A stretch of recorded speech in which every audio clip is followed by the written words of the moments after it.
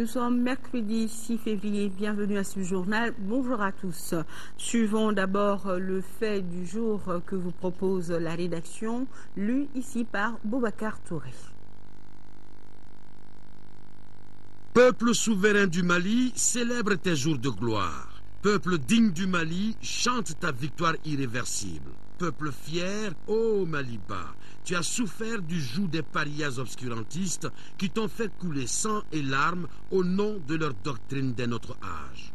Mais nous le savions, l'humanité entière le savait. Le Mali, héritier de grands empires et de prestigieux royaumes, ne peut désespérer. Il ne peut céder à la fatalité et courber l'échine devant l'imposteur.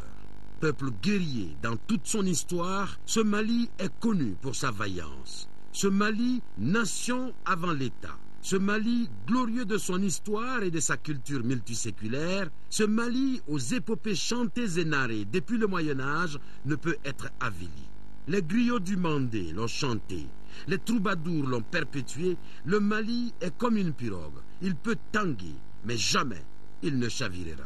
Face au destin, nos soldats, bardés de leurs barrettes verts, or et rouges, ont osé braver la horde de charognards, sales et barbus, qui ont profané la parole de Dieu, les hommes de Dieu, les livres de Dieu. Mais Seigneur, pourriez-vous leur pardonner leur ignorance? Ils étaient ivres de chanvre et autres drogues, mettant à nu leurs pulsions sordides.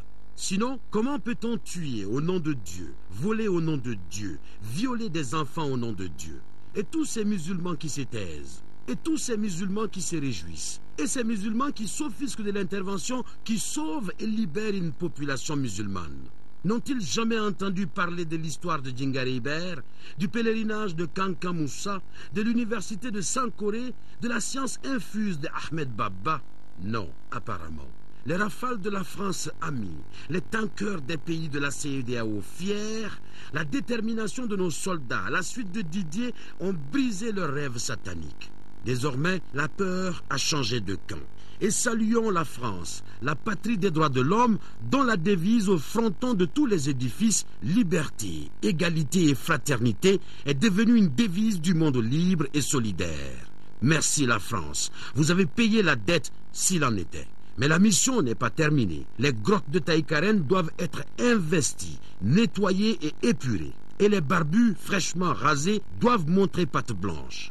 Kidal doit nous être rendu pour revêtir ces habits du Mali cosmopolite et pluriel où l'enfant mort, touareg, arabe, s'exprime dans un bambara parfait alors que les soldats bois, sénoufo, bambara, songoï ou peul ont contribué au métissage fécond de notre peuple. Le Mali revient, le Mali s'affirme, le Mali s'exprime, le Mali est là, fier et digne, le Mali dans son entièreté. Ô Mali d'aujourd'hui, ô Mali de demain, nos cœurs vibrent d'espérance et de confiance. Vive le Mali, un et indivisible. Voilà, c'était le fait du jour. Devant les autorités judiciaires de Mopti ont été présentés 8 islamistes arrêtés à Gao par les forces armées maliennes. Ces 8 islamistes seront traités dans le respect des normes requises en matière de guerre. C'est ce que nous dit le procureur général près la cour d'appel de Mopti, Tombouctou, Gao et Kidal. Alfissini Diop est au micro de Oumar Traoré. Les 8 individus, j'allais dire malfrats que vous venez de voir avec moi, effectivement sont des islamistes qui ont été appréhendés par la mission prévôtale côté est de Gao, cette mission de la gendarmerie qui évolue en temps de guerre aux côtés des forces armées. C'est cette mission donc qui a pu traquer ces 8 personnes. Je peux vous dire en gros des premiers éléments recueillis à chaud par les enquêteurs. Il ressort qu'il y a 6 Maliens parmi ces 8 personnes, un Nigérien et un Algérien aussi. Je peux également vous dire que sur ces 8 personnes, il y a eu 3 combattants de ACNI, sans équivoque. Le Nigérien a été pratiquement ramassé après une frappe là, derrière un véhicule. Maintenant, par rapport aux Maliens, il y a un certain Sidou Maïga qui était tailleur de son état. Et tous, autant qu'ils sont, était en intelligence avec justement ACNI, ces groupes terroristes qui ont sémé la torpeur dans notre pays.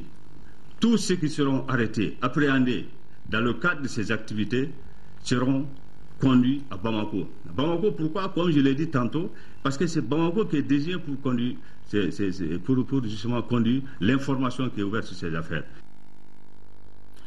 Le colonel-major El Hadj Gamou a regagné Gao avec sa troupe d'environ 500 hommes pour assurer la sécurisation de cette ville.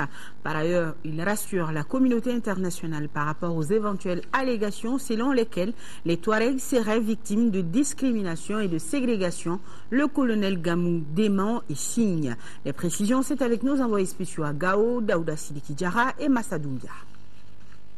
Contrairement à ce que pensent certains, les Touaregs et Arabes ne sont pas l'objet de ségrégation dans l'armée malienne ni dans les autres établissements publics de notre pays. Cette déclaration est du colonel-major El Hadj Gamou. Il vient de regagner les bercailles depuis le mercredi dernier après un séjour de 9 mois au Niger. Le commandant du groupement ici, c'est un nomade du nord du Mali, de la garde nationale. La gendarmerie, même chose. À Tombouctou, même chose. À Ménéka, c'est un colonel Touareg qui était le chef militaire. Partout, partout. Donc on ne peut pas dire qu'il y a une injustice au niveau des forces armées de sécurité envers les Blancs ou envers les Touaregs et envers les Arabes. Le colonel-major à la tête d'un groupement tactique interarmes mène des opérations de sécurisation dans la ville de Gao et au-delà avec les Nigériens et les Français. L'officier supérieur s'est dit prêt à accomplir des missions futures dans la région de Kidal. Et en parlant toujours des Touaregs, c'est la foudre du parti d'opposition de la droite française qu'il s'attire. Selon le chef de l'UMP, ce que le MNLA a fait est très grave car il est à l'origine de tous ces crimes commis au Mali. Jean-François Copé n'a pas manqué d'exprimer sa solidarité au peuple malien et son engagement à appuyer toutes les actions du gouvernement français dans la recherche de soutien à la crise malienne. Le reportage est de Maramfine Konati. L'importance et qui nécessitait que... D'un côté, Jean-François Copé et les cadres de l'UMP, en face d'eux, les représentants de la communauté malienne. Le ton est donné par le vice-président du Conseil de base des Maliens de France, qui interpelle le chef de l'opposition en ces termes. Pourquoi le gouvernement de droite n'a rien fait pour empêcher le MNLA de déstabiliser le Mali? Jean-François Copé répond. Tout ce que vous avez dit les uns et les autres est parfaitement juste. On ne se ment pas ici. Et ce qu'a fait le MNLA est extrêmement grave, puisqu'il est à l'origine de cette sécession et de cette violence. Maintenant, il faut regarder vers l'avenir, poursuit le patron de l'UMP. L'UMP s'engage devant la communauté malienne à soutenir le gouvernement français dans ses efforts. J'ai souhaité apporter mon soutien à l'intervention militaire. Je considère que face à la situation tragique que connaît le Mali, le fait que des soldats français sont engagés, des ressortissants soient menacés, que des otages soient menacés également, il était capital que le grand parti de la droite républicaine qu'est l'UMP et du centre soit aux côtés du président de la République dans cette intervention militaire. Je l'ai dit à l'ensemble de mes amis maliens et franco-maliens qui nous ont rejoints ici à l'UMP. Nous avons été très sensibles à l'accueil réservé au président français par la population, aussi bien à Bamako qu'à Tombouctou. L'UMP s'est également engagé à lancer dans les semaines à venir un mouvement de solidarité pour les déplacés maliens. Les deux partis ont convenu de se revoir pour poursuivre les échanges. Renforcement du dispositif de sécurité de la région de Sikasso. La vigilance est de mise. Les forces armées sont à pied d'œuvre afin d'assurer efficacement la quiétude des populations. Au RTM Sikasso, c'est Koukounati. Région Carrefour ouvrant sur 3 frontières, la Côte d'Ivoire, le Burkina Faso et la Guinée-Conakry. La région de Sikasso au sud du pays se trouve à l'opposé du théâtre des opérations. Depuis quelques jours, les forces armées maliennes, appuyées par les forces françaises et africaines, ont mis en déroute les forces du mal qui s'étaient appropriées une partie de notre pays. Cette déroute a conduit à une dispersion des djihadistes, narcotrafiquants et autres terroristes. Une situation à même de troubler la quiétude des populations. Mais au sud, les forces de sécurité veillent au gré pour couper toute retraite. Dans la région de Sikasso, la situation sécuritaire est calme. En ce qui concerne les dispositions prises, les patrouilles sont organisées tous les jours. Des cas sont signalés par... c'est-à-dire que quand on voit un suspect, il est immédiatement dénoncé à la gendarmerie et les dispositions sont prises et des investigations sont menées. Aucun cas djihadiste pour le moment ne nous a été signalé. Côté police, sur l'étendue de la région, le dispositif est renforcé. Il y a des patrouilles que nous effectuons qui ne sont pas connues de la population. Là, ces opérations sont effectuées par les agents en tenue civile, mais indépendamment de ça, il y a des patrouilles ordinaires que nous effectuons en tenue et à bord de véhicules de police. Le cordon douanier, à l'image de la police, la gendarmerie, de la garde nationale et de l'armée, joue pleinement un rôle de rempart. À partir du 7 janvier, il y a la direction générale des douanes aussi qui nous a donné des instructions par rapport au contrôle des moyens de transport. Ces instructions ont été répercutées au niveau de toutes les structures, de contrôler non seulement les véhicules transportant des marchandises, mais aussi les véhicules vides qui rentrent ou qui sortent du territoire. Des résultats de sécurisation des personnes et de leurs biens qui résultent d'une parfaite collaboration avec les populations. Une collaboration à hauteur de souhait qui doit être soutenue par une plus grande clairvoyance. Ce n'est pas une chasse aux peaux blanches, parce que parmi les rebelles, parmi nos assaillants, il y a même des peaux noires. Ce que je vais demander seulement, c'est de collaborer, donner des informations aux services de sécurité afin que celle-ci soit beaucoup plus efficace. Nous demandons à la population d'être vigilante, de juger les gens à l'acte, même pas d'aller sur la base de présomptions pour agir. Ensemble, au coude à coude, pour plus de collaboration avec nos forces de sécurité, et la victoire est à nos portes. L'actualité sur le continent est dominée par les funérailles de Mohamed Al-Guindi. Ce jeune opposant égyptien arrêté lors d'une manifestation le 25 janvier a succombé lundi à ses blessures. Au Caire, les funérailles d'un militant mort en prison se transforment en manifestation imposante émaillée d'incidents la nuit dernière. 18 manifestants ont été blessés, tandis que le fossé continue à se creuser entre la population et ses dirigeants. Nous ne pouvons rien faire pour empêcher que les gens meurent. Nous ne pouvons rien contre la brutalité policière, la répression ou la torture. Le ministre français de l'Intérieur l'a confirmé à la télévision. 4 personnes ont été interpellées ce mardi matin en région parisienne dans le cadre d'une enquête sur une filière djihadiste vers le Sahel. 3 franco-congolais et un franco-malien. Selon Manuel Valls, l'ampleur des déplacements de jeunes Français musulmans radicaux vers le Mali reste cependant modeste. Il y a probablement une poignée, je ne peux pas vous dire le nombre précis, une poignée de Français qui sont au Sahel, en Syrie. En août dernier, un jeune Français qui affirmait vouloir rejoindre les djihadistes du Nord Mali avait été interpellé au Niger puis expulsé vers la France. Déjà rendu. Une amnistie après la crise post-électorale de 2010-2011. C'est ce que réclame le Front populaire ivoirien pour participer aux prochaines élections locales. Le parti de Laurent Gbagbo a répété ses conditions lundi soir lors d'une rencontre avec le gouvernement.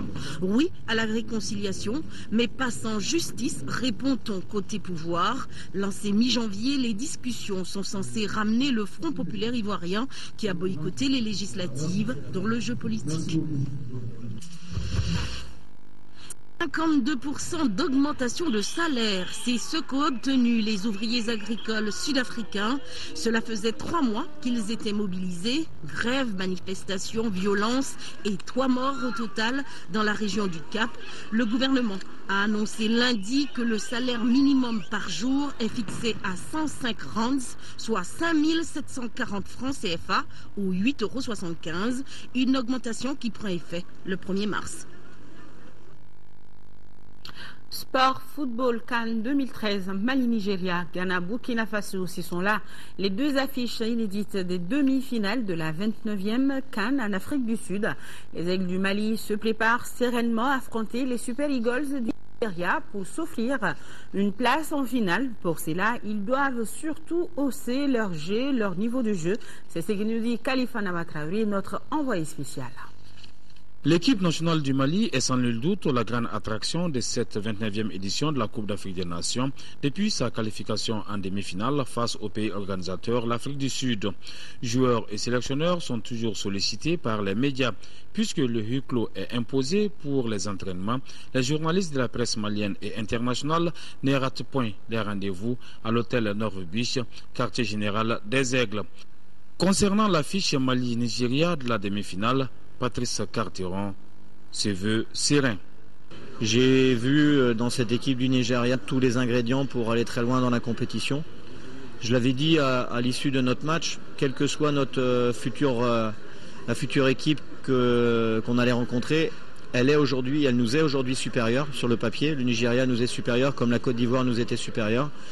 Maintenant, à moi, dans les heures qui viennent, de trouver les ingrédients à la fois dans la récupération physique, dans la préparation tactique et dans le message à transmettre aux joueurs en termes de motivation pour arriver à élever tellement notre niveau qu'on se mettra au niveau de l'adversaire et qu'on essaiera vraiment d'aller chercher un exploit historique que tout le Mali attend depuis 1972. C'est en tout cas avec une énergie et une détermination inégalable qu'on va préparer ce match-là. Le sélectionneur prône l'union et la solidarité pour aller au bout de cette CAN. Vous avez peur du Nigeria? Non, j'ai pas peur, je les respecte. C'est juste un constat que je fais pour justement ne pas tomber dans le piège de se voir plus beau qu'on est. Il faut rester dans l'état d'esprit de ce qu'on a affiché contre le Congo, contre l'Afrique du Sud, où tout n'a pas été parfait. Mais j'ai beaucoup aimé l'état d'esprit des joueurs. Je sentais qu'il ne pouvait nous arriver que des choses positives à partir du moment où on est dans l'humilité, où on est dans le fait d'être bien organisé. On est l'équipe aujourd'hui dans cette compétition qui a concédé le moins d'occasions. On est l'équipe qui a gagné le plus de duels dans cette compétition au niveau des statistiques. Il faut s'appuyer dessus et mercredi se laisser porter par toutes les ondes positives qu'on sent depuis le Mali. L'ambiance est formidable. On a tellement envie tous de donner au Mali quelque chose d'extraordinaire. Mais pour arriver à ça, il faut rester dans l'axe qu'on s'est fixé. Rester humble, rester accessible aujourd'hui. À vous, la presse, à tout le monde, garder cette joie de vivre dans le groupe. Par contre, jouer mercredi un match, non pas en se disant que c'est extraordinaire de jouer une demi-finale, mais être prêt à mourir sur le terrain pour offrir au Mali cette finale. L'atmosphère est bon enfant au niveau de la sélection nationale et les joueurs entendent bien franchir un autre palier, faire mieux qu'en 2012. On espère toujours par rapport à ces demi-finales. Suivons Silagatou Cissé qui nous donne un avant-goût de la rencontre Mali-Nigeria. Moi personnellement je ne comptais pas beaucoup compte tenu de l'état de préparation de l'équipe et toute la situation générale du pays. Donc honnêtement, déjà de dépasser le premier tour, c'était déjà honorable. Mais aller jusqu'en demi-finale, je pense que le reste, c'est la cerise sur le gâteau. Quand on voit les matchs de l'Aigles du Mali, on voit quand même une équipe solide. Une équipe solide, pratiquement une équipe qui maîtrise son sujet. Maintenant, le voyant jouer, on pense que l'équipe n'est pas mobile, l'équipe n'est pas spectaculaire, mais moi je pense que l'équipe malienne, c'est une équipe de compétition qui rentre bien dans les compétitions, peut-être timidement, mais vers la fin, ils sont toujours là. Sur le chemin menant au National Stadium de Johannesburg, champ de bataille pour le trophée doré de la CAN, ce dimanche 10 février, les Aigles du Mali doivent écarter les Super Eagles du Nigeria de Stephen Keshi, ex-sélectionneur du Mali, entre avril 2008 et août 2010. Il connaît par cœur la majorité des joueurs et vice-versa. Comment vont se présenter les retrouvailles? Stephen Keshi, maintenant il entraîne le Nigeria. Le Nigeria, c'est son pays. Il regarde contre le Mali qu'il a eu à entraîner par le passé. Moi, je pense que c'est une source de motivation pour lui. Mais je pense qu'avant tout, il y a l'intérêt de la compétition qui est là, qui est la Coupe d'Afrique. Donc, ils sont en demi-finale. Il a une très bonne équipe qui est jeune, qui est mobile. Parce que ça, ce n'est pas un handicap, au contraire. Au contraire, on connaît déjà son style, comment est-ce qu'il manage son équipe. Donc c'est à nous maintenant de jouer notre jeu. Et surtout de ne pas changer notre jeu parce qu'on a en face de nous un entraîneur qui nous connaît. Les Aigles du Mali, animés d'un bel état d'esprit, ont su trouver un équilibre, créer de nouvelles complicités sur et hors du terrain et s'inventer un langage commun, celui de la gagne. Alors, aujourd'hui, le premier match, Mali-Nigeria, c'est à 15h et Ghana-Burkina Faso à 18h30 sur le RTM, bien sûr. Bonne chance aux Aigles et chers supporters, ménagez-vous. Amadou Sankari vous donne rendez-vous dans la grande édition. Bon appétit, un grand merci à vous qui nous suivez de Gao et Tombouctou. Merci et à demain.